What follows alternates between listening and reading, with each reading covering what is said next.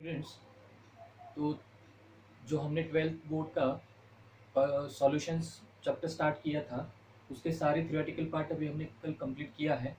तो आज अपना टॉपिक है बोर्ड एक्सरसाइज। मतलब आपको मैं एक पीडीएफ मतलब मैंने पीडीएफ दिया है।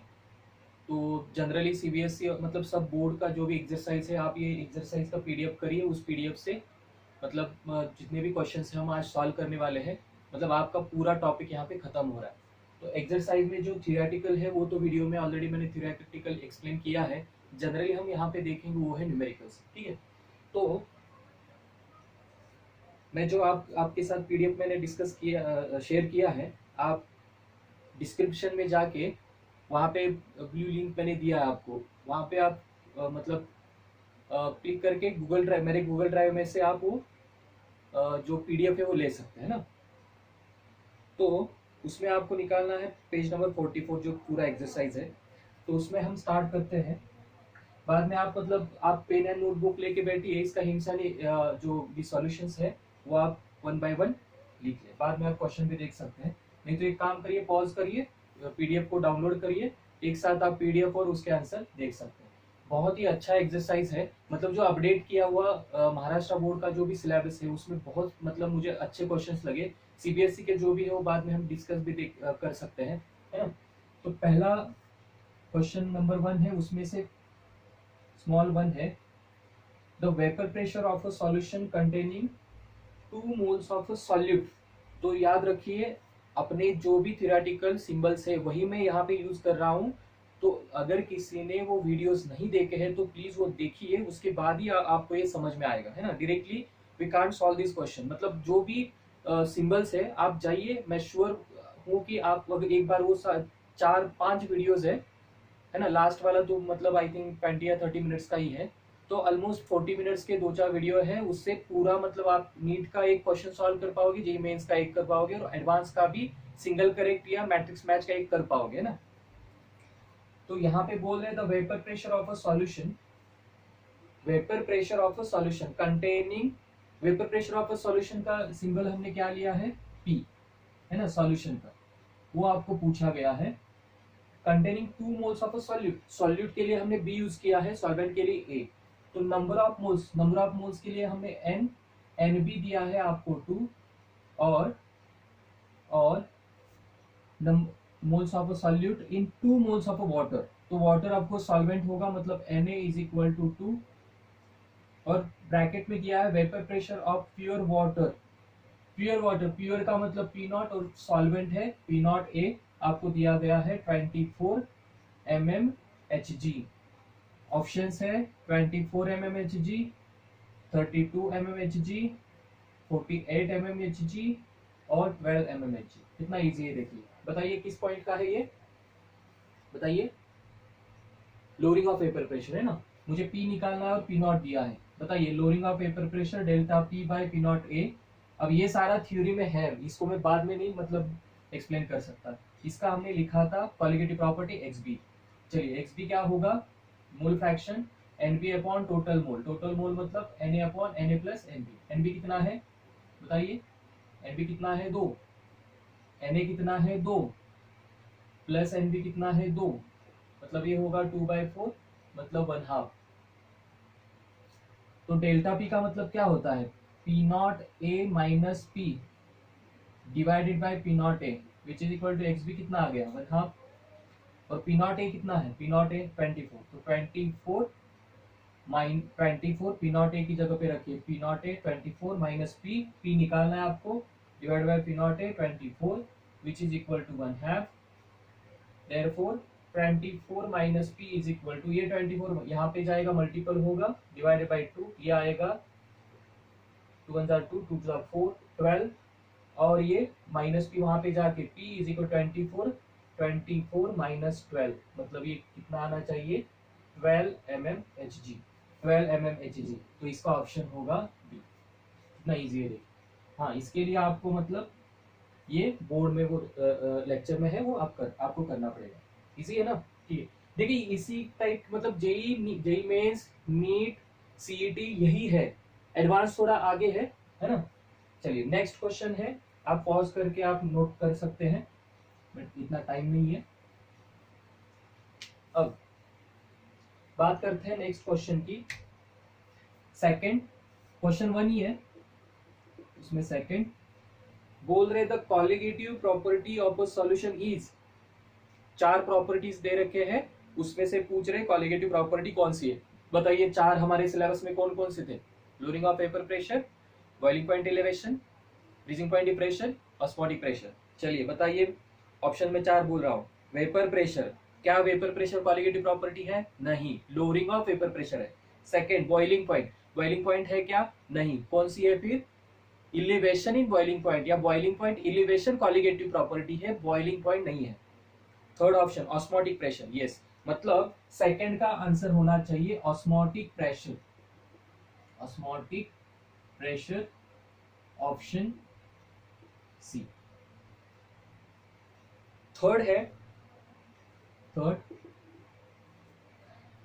इन calculating osmotic pressure the concentration of solute is expressed in calculating osmotic pressure, मतलब जब हम पाई कैलकुलेट करते हैं उसमें एक कॉन्सेंट्रेशन है। बताइए फॉर्मूला, मुझे याद आ रहा है?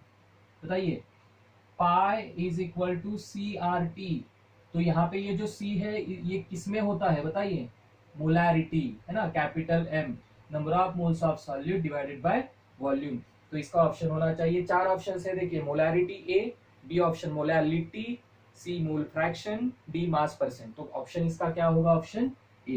कितना इजी है देखिए। 4 इबिलियोस्कोपिक, नाम में ही है इबिलियोस्कोपिक कांस्टेंट, याद करिए कहां पे बताया था? यस, बॉइलिंग पॉइंट एलिवेशन में। इबिलियोस्कोपिक कांस्टेंट मतलब केबी, किसकी बात कर रहे हैं? ये केबी की बात कर रहे हैं।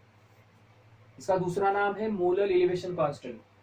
Ebullioscopic constant is the boiling point elevation when the concentration of solution is. Ebullioscopic की डेफिनेशन क्या बताई थी? बताइए, delta Tb is equal to Kb into m. Kb की डेफिनेशन के लिए हमने क्या किया था? मोलैलिटी कितना रखा था? 1, therefore delta Tb equal to Kb. तो ebullioscopic constant is the boiling point elevation when concentration कितना होना चाहिए? 1 मोलर या 1 स्मॉल एम। यहाँ पे देखिए 1 स्मॉल एम दिया है, देखिए 1 स्मॉल एम दिया है, 1 कैपिटल एम भी दिया है। तो इसमें से ऑप्शन कौन सा होगा? मोलर, है ना, मतलब ऑप्शन ए, ऑप्शन पॉज करके आप पढ़ सकते हैं। 5 क्रायोस्कोपिक कांस्टेंट, बताइए क्रायोस, उसके आगे फ्रीजिंग पॉइंट डिप्रेशन, उसमें क्रायोस्कोपिक कांस्टेंट हमने क्या पढ़ा था? के एफ की बात कर रहे हैं। क्रायोस्कोपिक कांस्टेंट डिपेंड्स ऑन, बताइए के एफ किस पे डिपेंड है? तो delta T f is equal to K f into molality. Delta T f ये तो टेम्परेचर है, मतलब K F is equal to delta T f upon molality. तो ये तो टेम्परेचर है, टेम्परेचर तो कम ज्यादा हो रहा है किसकी वजह से? मोलैलिटी। तो मोलैलिटी क्या है? बताइए, मोलैलिटी क्या है? Molality is equal to number of moles of solute upon mass of solvent in केज। तो K F is equal to delta T F, और सॉरी हाँ, तो यहाँ पे मोलैलिटी क्या रखोगे? Number of moles of solute, mass of solvent. तो जनरली वेट हम कितना भी लेते हैं, जो डिप्रेशन है वो किस पे डिपेंड है? देखिए इस पे, मतलब जो के एफ है वो ऑप्शन 1 है nature of solvent, nature of solute, nature of solution और नंबर ऑफ सॉल्यूट मॉलिक्यूल्स। तो इसमें किस पे डिपेंड है? किसके ऐड करने से मतलब ये जो फ्रीजिंग है वो कम ज्यादा होता है? यस, नॉन इलेक्ट्रोलाइट, मतलब कौन? सॉल्यूट। मतलब इसका ऑप्शन होना चाहिए nature of solute, option B, option होना चाहिए। समझ रहे ना सब? फिर 6 क्या है? वो भी थ्योरेटिकल है। Identify the correct statement. First option, vapour pressure of solution is higher than that of pure solvent. Vapour pressure of solution मतलब हमने ओपी कंसीडर किया था, is greater than, is higher than P naught A. क्या ये सही है? Question है 6th one, identify the correct, मतलब आपको ढूंढने हैं करेक्ट, करेक्ट ऑप्शन 4 में से। फर्स्ट बोल रहे हैं वेपर प्रेशर ऑफ सॉल्यूशन, उसका सिंबल हमने क्या लिया था, P is higher than that of pure solvent. तो ये तो रॉन्ग है, क्यों? क्योंकि सॉल्वेंट का वेपर प्रेशर हमेशा ज्यादा होता है किससे, सॉल्यूशन से, है ना। Second option, boiling point of a solvent, boiling point of a solvent, symbol बताइए, ए है B, boiling point of a solvent मतलब T naught B is lower than that of solution, is lower than that of solution। बताइए, boiling point of a solvent is lower than that of solution। yes, ये correct statement है, क्योंकि क्या होता है जब हम सॉल्यूट को ऐड करते हैं तो बॉइलिंग पॉइंट क्या होता है, ज्यादा होता है, किसका ज्यादा होता है, सॉल्यूशन का। ठीक है, थर्ड देखते हैं फिर भी, osmotic pressure of a solution is lower than the solvent. तो ऑस्मोटिक में सॉल्वेंट सॉल्यूट का कोई ये नहीं है, सॉल्वेंट सिर्फ वो फ्लो है, उस पे वेपर प्रेशर का कुछ मतलब नहीं है। मतलब osmotic pressure of solution is lower than solvent solute का या सॉल्यूशन का ऑस्मोटिक प्रेशर, ऐसा कुछ कॉन्सेप्ट ही नहीं है। Pi is equal to CRT बस एक है, उसमें सॉल्वेंट ये हम स्प्लिट नहीं करते, वो गलत स्टेटमेंट है। Osmosis is a colligative property, fourth statement नहीं, ऑस्मोसिस कॉलिगेटिव प्रॉपर्टी नहीं है स्टूडेंट्स। एक्चुअली कौन सी कॉलिगेटिव प्रॉपर्टी है, ऑस्मोटिक प्रेशर, है ना। चलिए, तो ये था सिक्स्थ वन, क्वेश्चन वन ही, मतलब अभी तक हम चला रहे इसको, क्योंकि ये मल्टीपल चॉइस क्वेश्चंस है, मतलब आपको 4 चॉइस दिया है और उसमें से आपको आइडेंटिफाई करना है। अब देखते हैं सिक्स्थ वन, देखिए सिक्स क्या है, a living cell, a living cell contains a solution which is isotonic with 0.3 molar sugar solution। देखिए, एक लिविंग सेल है, लिविंग सेल है, उसमें एक सॉल्यूशन है, लिविंग सेल, कौन सा भी लिविंग सेल, है ना, जितने मतलब बॉडी में सेल्स होते हैं उसमें से एक उन्होंने सेल लिया है। वो जो सॉल्यूशन है, ये solution isotonic with 0.3 molar sugar solution, sugar solution. देखिए, चलिए, आइसोटोनिक का मतलब क्या है, सेम ऑस्मोटिक प्रेशर, मतलब ये सॉल्यूशन का और ये सॉल्यूशन दोनों का ऑस्मोटिक प्रेशर क्या होगा, सेम होगा। पहली चीज, पहले गिवन जो भी है वो लिखिए और उसके बाद में जो अननोन है उसको पकड़िए और उस पर सोचिए। केमिस्ट्री में एक बात याद रखिए, जितना भी दिया है ऐसे लिखिए और जो पूछा है उस पर फोकस करिए, नहीं तो एक बार पार मिसमैच हो गया ना तो ज्यादा इतना टाइम नहीं होता, याद रखिए ना। Living cell is isotonic, okay. What osmotic pressure develops when the cell is placed in, ये जो सेल है उसमें जो सॉल्यूशन है, अगर मैंने इसको रखा प्लेस्ड इन किसमें, 0.1 molar KCl solution, KCl solution at body temperature, at body temperature, body temperature कितना होता है 37 डिग्री सेल्सियस। तो यहाँ पे देखिए बॉडी टेम्परेचर देना चाहिए था, लेकिन फिर भी हमको पता होना चाहिए बॉडी टेम्परेचर, अपने बॉडी मतलब नॉर्मल बॉडी टेम्परेचर होता है 37 डिग्री सेल्सियस, याद रखिए। चलिए, तो KCl at body temperature, options है, ऑप्शन ए है 5.08 सब एटमॉस्फेयर में है, ऑप्शन बी है 2.54 एटमॉस्फेयर, ऑप्शन सी है 4.98 एटमॉस्फेयर, ऑप्शन डी है 2.46 एटमॉस्फेयर। देखो ये अपडेटेड अभी 1920 का अपडेटेड सिलेबस है महाराष्ट्र में। मुझे तो ये क्वेश्चन बहुत अच्छे लगे और अभी देखिए मेरा 11 ईयर्स का एक्सपीरियंस है, मैं आपको बता रहा हूँ, आप ये करिए, जेईई मेंस नीट आराम से हो जाएगा, क्योंकि आप पिछले साल का इनका टेक्स्ट बुक देखोगे और इस साल का बहुत ही मतलब बहुत अच्छे कंटेंट इन्होंने ऐड किए। आइडियल सॉल्यूशन, नॉन आइडियल, ये पिछले सिलेबस में नहीं था, आप देखिए पिछले साल का बुक है ना, बहुत अच्छे क्वेश्चन है। तो इसको हम देखते हैं थोड़ा, यहाँ पे कैलकुलेशन थोड़ा ज्यादा है, मैं आपको यहाँ पे मैंने कैलकुलेशन किया है। तो अब एक पहली बात, ये सॉल्यूशन हम जब शुगर सॉल्यूशन में ऐड करते हैं तो आपको पता है ये सॉल्यूशन और शुगर, इसमें अपना जो लिविंग सेल है, लिविंग सेल का एक मेम्ब्रेन होता है, वो membrane as a SPM act होता है। एसपीएम का मतलब क्या है? Semi permeable membrane. बहुत ही बढ़िया क्वेश्चन है। एसपीएम मतलब सेमी परमिएबल मेम्ब्रेन। तो ये ब्लड मतलब वो लिविंग सेल है, यहाँ पे एक सॉल्यूशन है, यहाँ अंदर एक सॉल्यूशन है, बाहर एक है। तो यहाँ से जितना ज्यादा सॉल्वेंट होगा वहां से ट्रांसफर होगा, वो अलाउ करेगा कौन? एसपीएम। तो बोल रहे कि इसको हमने इसमें रखा तो दोनों का आइसोटोनिक का मतलब क्या है? Same osmotic pressure. तो ये बोल रहे हैं कि अगर यही सॉल्यूशन हमने 0.1 मोलर पोटेशियम क्लोराइड में रखा तो कितना ऑस्मोटिक प्रेशर होगा? तो आप जानते हैं ऑस्मोटिक प्रेशर के बारे में बताइए। Pi is equal to C R T. इस प्रॉब्लम में बॉडी टेम्परेचर की बात हो रही है। टेम्परेचर है 37 डिग्री सेल्सियस। मुझे केल्विन में करने के लिए 273 ऐड करना पड़ेगा,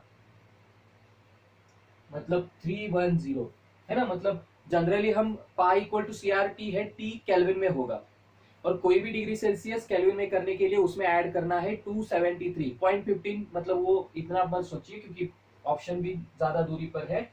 273 ऐड करिए, तो ये हम यूज करेंगे अपने कैलकुलेशन में।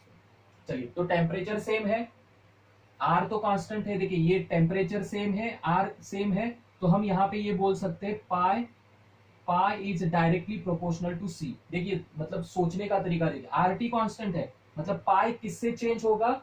कंसंट्रेशन से। या फिर pi upon C is equal to constant. ये बहुत बार नीट में आ चुका है क्वेश्चन, मतलब इस टाइप के। तो हम ये बोल सकते हैं pi one upon C one is equal to pi two upon C two, ये भी हम बोल सकते हैं। तो याद रखिए, हम एक काम करेंगे अभी केसीएल और ये सॉल्यूशन के बारे में, या शुगर और केसीएल। देखिए आप या तो सॉल्यूशन कंसीडर करो या शुगर, दोनों एक ही है। क्यों? क्योंकि बोल रहे आइसोटोनिक है। समझिए, जिसका पाई होगा, जिसका पाई सेम है मतलब कॉन्सेंट्रेशन भी सेम होगा। मतलब देखिए ये 10 आगे बढ़ रहा है, ये भी 10 जाएगा। मतलब ये सॉल्यूशन का 0.3 मोलर, ये 0.3 मोलर सॉल्यूशन का जितना पाई है उतना ही इसका है। ये बात याद रखिए। मतलब इसका जो कंसंट्रेशन होगा वही कंसंट्रेशन इसका होगा। तो हम एक काम करते हैं अभी, शुगर और केसीएल का पाई हम कंसीडर करते हैं, या फिर यहाँ पे मैंने कैलकुलेट कर दिया है। हम एक काम करेंगे, पहले निकालेंगे ऑस्मोटिक प्रेशर ऑफ शुगर कितना होगा। बोल रहे हैं आइसोटोनिक, चलिए ठीक है। तो शुगर का पहले निकालते हैं, कितना होगा? उतना ही पाई सॉल्यूशन का होगा। किसका? लिविंग सेल में जो सॉल्यूशन है।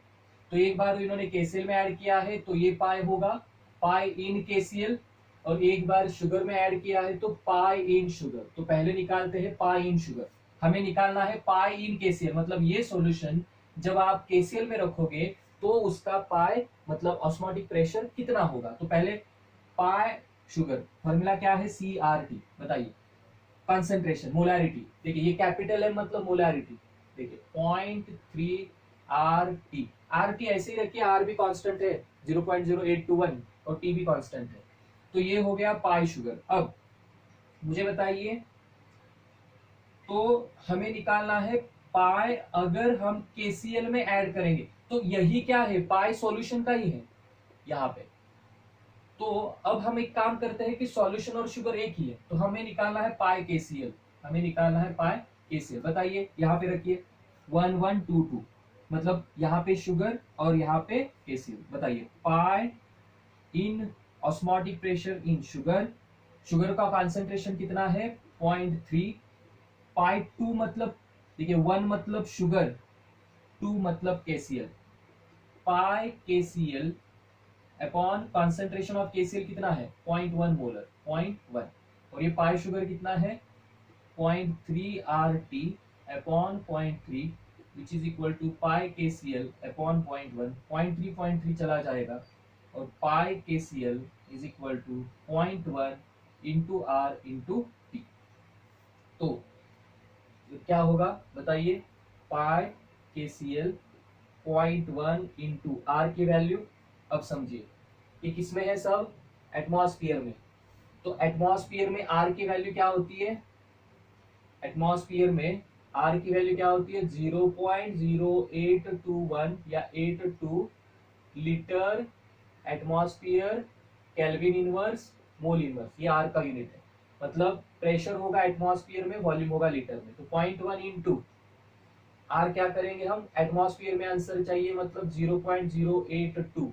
अगर पास्कल में होता तो हम न्यूटन पर मीटर स्क्वायर या पास्कल में प्रेशर कंसीडर करते हैं ना। ये इंटू टेम्परेचर कितना है 310, तो आप मतलब देख सकते हैं 0.1 इंटू 0.082, ये मैंने कैलकुलेट किया है थोड़ा टाइम बचाने के लिए। इसका आंसर आप कैलकुलेटर पे भी चेक कर सकते हैं, बोर्ड में तो आपको लॉग बुक मिलेगा, नहीं मिलेगा तो भी इतना बढ़िया। मतलब देखिए ये दो यहाँ पे कैंसिल होगा और 8 3 24, और यहाँ पे 82 इंटू आपको करना है 3.1, ये दो और ये दो कैंसिल हो जाएगा, 2.54 एटमॉस्फेयर, मतलब हमारा आंसर होगा बी।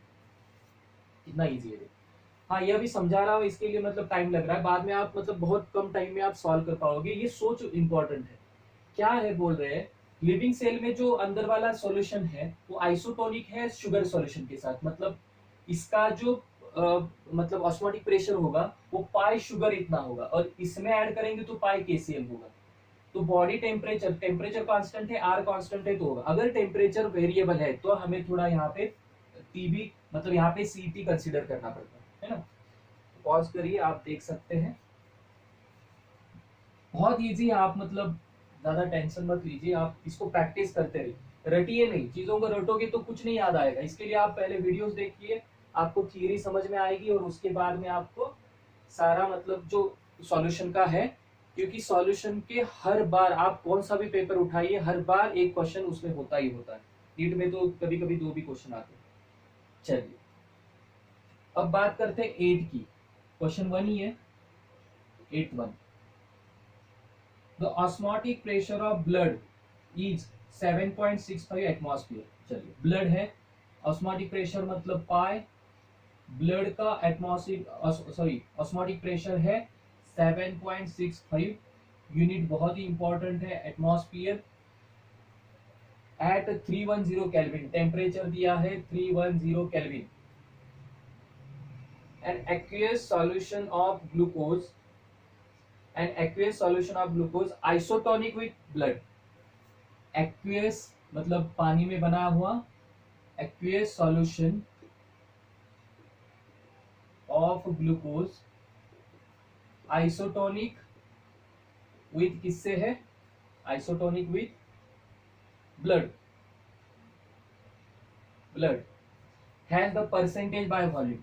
मतलब ये ग्लूकोज सॉल्यूशन का, ये ग्लूकोज सॉल्यूशन का आपको निकालना है परसेंटेज बाय वॉल्यूम, मतलब परसेंटेज, ये ग्लूकोज वेट होगा अपॉन वॉल्यूम, बाय वॉल्यूम बोलते, परसेंटेज बाय वॉल्यूम है ना, weight by volume, by volume. 11 में पढ़ा होगा, नहीं है तो अभी मैं डिस्कस करूंगा। तो इसमें ऑप्शन ए दिया है 5.41%, ऑप्शन बी दिया है 3.54%, ऑप्शन सी है 4.53%, ऑप्शन डी है 53.4%। ये भी मैंने कैलकुलेशन किया हुआ है। तो देखिए मुझे बताइए, पाई ब्लड, ब्लड का ऑस्मोटिक प्रेशर आपको दे रखा है 7.65, टेम्परेचर दे रखा है। अब glucose isotonic with blood, glucose isotonic with blood, isotonic का मतलब क्या होता है, सेम ऑस्मोटिक प्रेशर, मतलब ब्लड का जितना ऑस्मोटिक प्रेशर है वही क्या होगा ग्लूकोज का, मतलब pi glucose is equal to pi blood which is equal to 7.65 atmosphere. बस ये बोलना चाहते, यही ट्रिक है। आगे तो पूछ रहे परसेंटेज, क्या निकालना है परसेंटेज, मतलब क्या निकालना है, देखिए यहाँ पे percentage by volume of glucose, इसके लिए हमें चाहिए मास ऑफ ग्लूकोज, इसका फॉर्मूला देखिए, mass of glucose upon by volume है, volume of glucose solution into 100, percentage मतलब 100, मोलैलिटी, मोलैलिटी हम 1000 ml या 1000 ग्राम के लिए कंसीडर करते हैं, परसेंटेज 100 के लिए होता है। चलिए तो हमें निकालना है ये percentage of glucose by volume, by volume मतलब ये वॉल्यूम ऑफ सॉल्यूशन। तो हमें चाहिए मास ऑफ ग्लूकोज, हमें चाहिए volume of glucose solution, volume of glucose solution, glucose solution. चलो तो एक काम करते हैं, मुझे बताइए पाई ग्लूकोज पाई ब्लड इतना दिया है, मुझे चाहिए वॉल्यूम। और इसमें और एक बात है, परसेंटेज मतलब 100 में, इसका मतलब और एक थियोरेटिकल मतलब इसकी डेफिनेशन आपने 11 में पढ़ा होगा, मास ऑफ, कितना मास ऑफ ग्लूकोज है, मास चाहिए है ना कि मोल्स, कितना मास ग्लूकोज है इन 100 ml ग्लूकोज सॉल्यूशन, ये हमें निकालना है। 100 ml, 100 परसेंटेज का मतलब होता है 100 ml। तो मुझे बताइए, हमारे पास अभी पाई है, चलिए बताइए पाई ग्लूकोज, ये ग्लूकोज के लिए हम निकालते हैं, pi is equal to CRT, इसमें से मुझे निकलेगा कॉन्सेंट्रेशन। तो कॉन्सेंट्रेशन इक्वल टू क्या होगा, पाई अपॉन RT। पाई कितना दे रखा है 7.65 एटमॉस्फेयर, आर एटमॉस्फेयर वाला क्या होता है 0.0821, और टेम्परेचर कितना दिया है 310 केल्विन, 310 केल्विन। थोड़ा टाइम बचाने के लिए मैं यहाँ पे लिख रहा हूँ 0.3 आता है इसका, आप देख लेना। तो मुझे बताइए, अभी अभी हमने एक ऑब्जेक्टिव लिया था, ऑस्मोटिक प्रेशर में जो C होता है कॉन्सेंट्रेशन, वो मोलैलिटी होता है, मोल फ्रैक्शन, मोल परसेंटेज या मोलैरिटी, यस मोलैरिटी में। तो ये कॉन्सेंट्रेशन आ गया मोलैरिटी में। तो मोलैरिटी क्या है, number of moles of solute volume of solution litre में, तो इसका यूनिट क्या होगा मोल पर लीटर, इसका आएगा मोल पर लीटर। तो अब मुझे बताइए, यहाँ पे मुझे आंसर मिला है ग्लूकोज, ग्लूकोज का कॉन्सेंट्रेशन आ गया, मतलब 1 लीटर में, मतलब 1000 ml में इतना है। हमें जाना है कहां तक, मास ऑफ, कितना मास है परसेंटेज में इन 100 ml। तो एक काम करते हैं, यहाँ पे यहां से मुझे मिला है 0.3 मोल, देखिए 0.3 मोल ग्लूकोज, C6H12O6 ग्लूकोज का मॉलिक्यूलर वेट है, 0.3 सॉरी मॉलिक्यूलर फार्मूला है 0.3 मोल ग्लूकोज इन 1000 ml सॉल्यूशन। तो ये मोल है, मुझे चाहिए ग्राम। बताइए मोल टू ग्राम कैसे जाते हैं, मोल टू ग्राम कैसे जाते हैं बताइए। नंबर ऑफ मोल का फार्मूला क्या है, number of moles is equal to mass upon molar mass, molar mass. देखो मास इज इक्वल टू, हमें मिला है मोल से, देखो ये स्टेप बहुत इंपॉर्टेंट है, मुझे चाहिए मास, देखिए मुझे चाहिए मास ऑफ ग्लूकोज, तो मास के लिए मुझे मोल्स को किससे मल्टीप्लाई करना पड़ेगा, मोलर मास से। चलिए बताइए फिर, यहाँ पे जो C6H12O6 है, ये हटा देता है ना, ये पता है हमें। चलिए हाँ, यहाँ ये रहने दो, हाँ C6H12O6, कार्बन का एटॉमिक वेट होता है 12, हाइड्रोजन का होता है 1, ऑक्सीजन होता है 16। तो ये 12 इंटू कितने कार्बन है 6, हाइड्रोजन कितना है 12, और ये है ऑक्सीजन का 16 होता है एटॉमिक वेट, और ये 6 ऑक्सीजन, सो 16 6 96, 180 ग्राम पर मोल। ये क्या हुआ इसका, तो नंबर ऑफ मोल को आप मोलर मास से मल्टीप्लाई करोगे तो आपको मिलेगा मास। चलिए तो 0.3 इंटू क्या करते हैं, 0.3 इंटू 180, और इसको हम अभी कंसीडर करते हैं ग्राम। देखिए ग्राम में आ गया मास, ये ग्राम में हमें मिलता है ना, gram glucose in 1000 ml solution. अब 1000 ml में इतना ग्राम, तो 100 में कितना, बस काम खत्म। बताइए 1000 में कितना है, यहाँ पे इसका कितना आएगा, देखो ये 0.1 चला गया, 18 3 54, मतलब 54 gram glucose in 1000 ml solution. तो 100 ml के लिए कितना होगा, कितना होगा, ये 5.4 ग्राम ग्लूकोज, 1000 में इतना, तो 100 में कितना 5.4 होगा इन 100 ml, इसका मतलब हुआ 5.4%, 100 ml में है ना, तो 5.4 डिवाइडेड बाय वॉल्यूम, कितनी percentage by volume, percentage of glucose is equal to, formula देखिए, percentage of glucose mass of glucose, कितना मास मिला 5.4, वॉल्यूम ऑफ ग्लूकोज सॉल्यूशन कितना है 100 ml, इनटू क्या करना है 100, ये आएगा परसेंटेज में 5.4%, और यहाँ पे ये ऑप्शन, इतना इजी। पॉज करिए और देखिए, ये हो गया 8। स्पीड कम भी कर सकते, ज्यादा भी कर सकते, आप देखिए और खुद से थोड़ा ट्राई कर सकते, कोई बात नहीं है। चलिए पीडीएफ देखते हैं, कितना हुआ था ये अभी 8 है ना। चलिए 9th वन पूछ रहे, vapour pressure of a solution is directly proportional to the mole fraction of solute. चलिए मतलब मोल फ्रैक्शन की बात करें, मतलब वेपर प्रेशर ऑफ सॉल्यूशन, इसका सिंबल हमने क्या रखा था P, बोल रहे डायरेक्टली होता है या इनवर्सली, किससे, मतलब मोल फ्रैक्शन P और मोल फ्रैक्शन ऑफ किसका होता है बताइए। तो हमने एक लोअरिंग ऑफ वेपर प्रेशर में पढ़ा था, जहां पे ये सॉल्वेंट